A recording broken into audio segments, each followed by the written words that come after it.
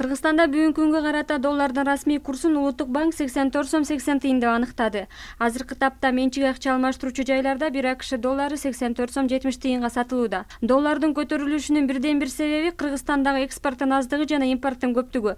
Өлкөдөгү COVID-19 илдетинин кесепетинен экенин түшүндүрүшүүдө адистер.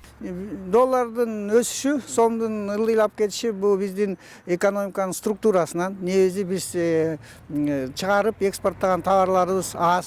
Биздин азыркы убакта жанагы 4-төн 1 эле экспорт болуп атат, 4-төн 3-ү импорт болуп атат. Бул валютанын жоктугуна алып келет да, жана спростун көбөйтүүсүнө да.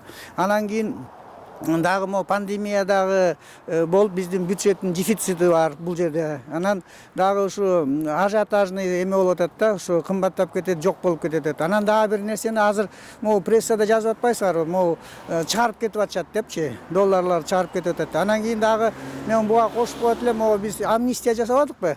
Анан амнистияны дагы төлөбөйм дегендер дагы ушу доллар сатып алып сактап калалык дегендер да бар болуш керек деп ойлойм да. Анан ошонун баары негизги ушу доллар суроону талапты көбүрөөк болуп, анан биздин сомубуз түшүп кетип атат да. Айта кетсек, 2016 жылдан бери АКШ доллары туруктуу бойдон 69 сомдун тегерегинде сакталып келген. Быйыл март айында 77 сомго көтөрүлгөн болсо, азыркы учурда 85 сомго жетти. 2019 жылдын декабрына салыштырмалуу быйыл азык-түлүк 8,9% кымбаттаганын карапайым элди ойго салууда. Ошо доллар көтөрүлүп атпайбы? Доллар көтөрүлгөн сайын баары эле базардын баасы деле көтөрүлүп атат. Жашоо эмне үчүн тиги пенсиябызды көтөрбөйт, долларды көтөргөндөн кийин продуктуларды аябай асман башы. Биз пенсионерлер жакшы жашоодо жашабай атпайбызбы бала кызым? Анан эми ушул нормалдаштырып ошону тейлештирген финансы эмеге ылайыктуу кишилер жокпу? Ошолор кичине бир карап, тияк биякты кылыш керек да туурабы? Доллардын курсу эмнеге көтөрүлүп атат? Ошону мен силерден суроо берейин деп атам да. Жөнөкөй элдерге кыйынчылык эле туудуруп атат.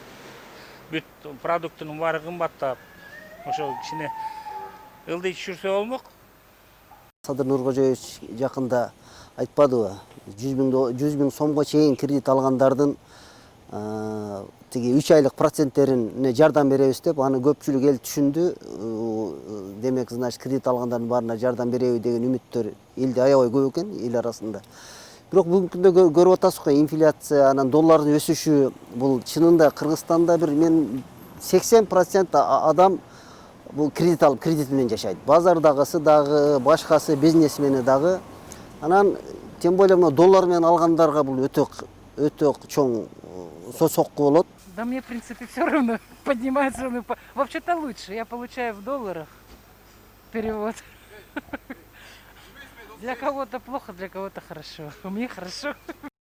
Бир элге дагы, мамлекетке дагы, банк дагы жабыр тартпай турган бир немеге келсек болот эле да. Ошону элге айта албай атышат да булар. Ошондой кылып элге жеңилдик кылса болот эле. Өкмөт айрым азык-түлүк түрлөрүнө болгон бааларга көзөмөл киргизүү тууралуу токтом даярдап жатат. Бул тууралуу премьер-министрдин милдетин аткаруучу Артем Новиков президенттин милдетин аткарып жаткан парламент төрагасы Талант Мамытов менен жолукканда билдирди. Малика Жумабаева, Нурбек Жеңишбек уулу, Нөр Ньюс, Бишкек.